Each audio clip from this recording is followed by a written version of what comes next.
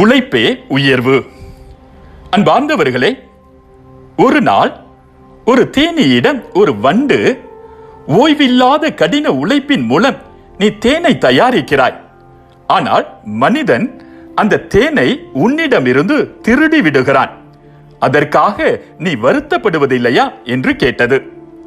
அந்த தேனியோ, இல்லவே இல்லை, ஏனென்றால் மனிதன் என்னிடமிருந்து தேனை மட்டும்தான் திருட முடியும், ஆனால் தேனை உண்டாக்கும் கலையையும் என் உழைப்பையும் ஒருபோதும் அவன் என்னிடமிருந்து திருட முடியாது என்று பதில் கூறியது.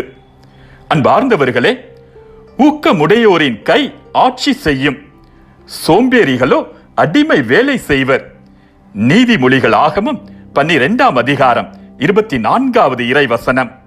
கடும் உழைப்பு எப்போதும் பயன் தரும், வெறும் பேச்சினால் வருவது வறுமையே. நீதிமொழிகள் ஆகமம் 14ஆம் அதிகாரம் 23வது இறைவசனம். துன்பம் வரும்போதும் இன்பம் வரும்போதும் கூடவே இருக்கும் ஒரே நண்பன் நம்முடைய உழைப்பு மட்டுமே. உழைப்பே உயர்வு தரும். உழைப்பின் சக்தியே உலகில் மிக உன்னதமானது. அதை வெற்றி கொள்ளும் ஆற்றல் வேறு எந்த சக்திக்கும் கிடையாது என்கிறார் உழைத்து புகழின் சிகரத்தை தொட்ட ஆபிரகாம் லிங்கன். உழைப்பு வறுமையை மட்டும் விரட்டுவதில்லை, தீமையையும் விரட்டுகிறது. உழைப்பு தான் எல்லா செல்வங்களுக்கும் மதிப்புகளுக்கும் ஆதாரம். மீண்டும் மற்றொரு சிந்தனையோடு உங்களை சந்திக்கும் வரை விடை பெறுகிறேன்.